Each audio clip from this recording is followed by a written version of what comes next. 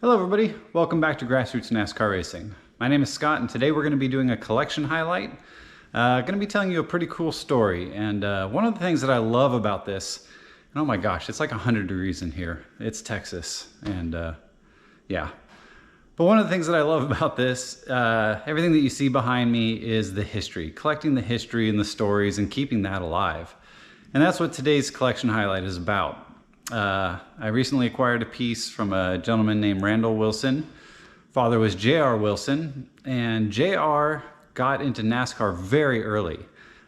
He was in the fire department down in Daytona very early on, and actually worked back when the races were on the beach.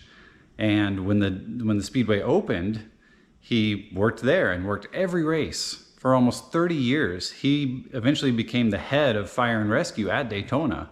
So he saw every Daytona 500, every firecracker race, every 24-hour race, everything. He was always there and became really good friends with a lot of the drivers and crews and things like that. So I want to show you a cool piece that he acquired just after he retired, and now is in my hands, and I'm honored to have it. So let me show you.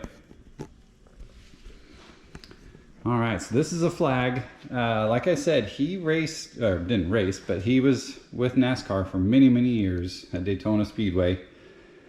And I believe it was in 1986, he had a stroke and had to retire. So this flag was passed around, and it was actually given to him by a man named Harold Kinder. He was the main flag man for NASCAR from, I believe, 1970 to 1990. You can see his signature right here in the middle. To JR, my pal. And he took this flag around and got it autographed by a bunch of different drivers and then gave it to him a little later on. And he had it for a little while after that. You can see it in this photo here.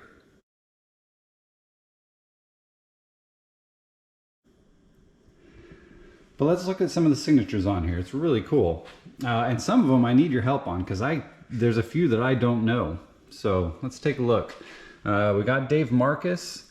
And it looks like these ones that were done on the white were maybe done with like a grease pencil, because they're not as clear and they kind of spread a little bit. But yeah, there's Dave Marcus in the 71. This is Phil Barkdahl. And I knew the name, but I didn't know much about him. I just looked him up. He was kind of an independent owner driver for about 10 or 15 years in NASCAR. And he only raced at 2 tracks his entire career, Daytona and Talladega, and was involved in 2 big crashes. He had one big crash at Daytona, a flip.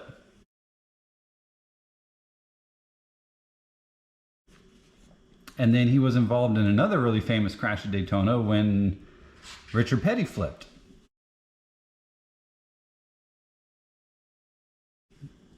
So yeah, kind of cool there. You got Buddy Baker right there in the 88. This one I don't know. Does anybody know who that is? I don't know that one. You got Davey Allison there. I believe this is Bud Moore. Rusty Wallace in the 27. And this flag is from 1987. I believed it was signed in 87 at the Daytona 500. Harry Gant right there. Of course, you got Richard Petty. Everybody knows that signature. This one, I looked it up. I can't remember his name. I don't think he qualified for the race that year. This one I do not know. Anybody know that one? No idea. You got AJ Floyd. That's a real cool one. I believe that's Bobby Allison there. You got Phil Parsons in the 55 car. There's Bill Elliott in the 9. Over here you got Cale Yarborough. And I'm not sure who this one is either. Does anybody know that one? Looks like maybe Bobby something. Maybe Bobby Hillen Jr.? Maybe. There's Richard Childress. Kyle Petty. There's Rusty Wallace on there again. I don't know how they got him twice, but they got him. This is another one that I don't know. Does anybody know that one? No idea. Jeff Bodine in the 5 car. This is another one that I don't know. 48. But I looked that up. I didn't see that name. I couldn't find that name, so I have no idea who that is. There's David Pearson in the 21. Here's Terry Labonte in the 11. Of course, you got Alan Kowicki. Somebody wrote "Get Well Soon, JR" there. Darrell Waltrip in the 17. And I'm not sure on this one. I think this might be Jarrett. Is that Jarrett?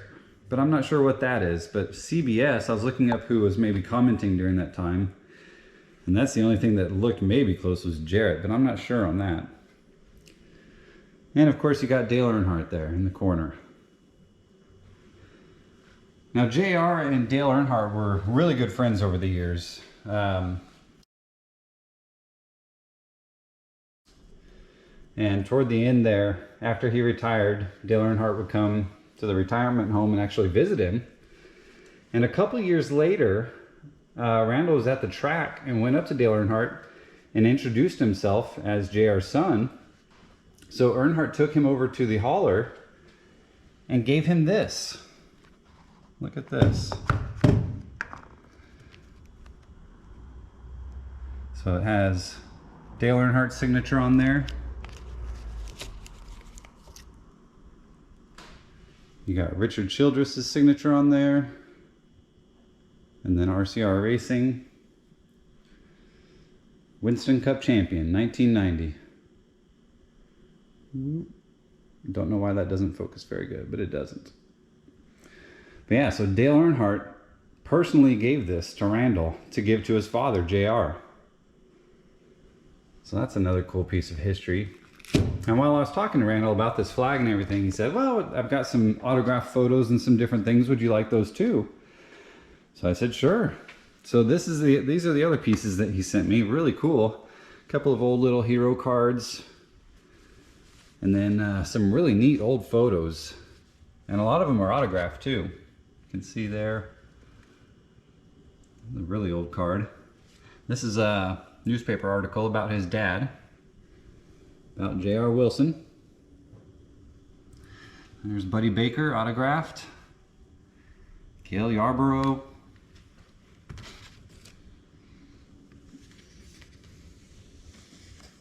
Look at that. That's Bobby Allison right there. Harry Gant.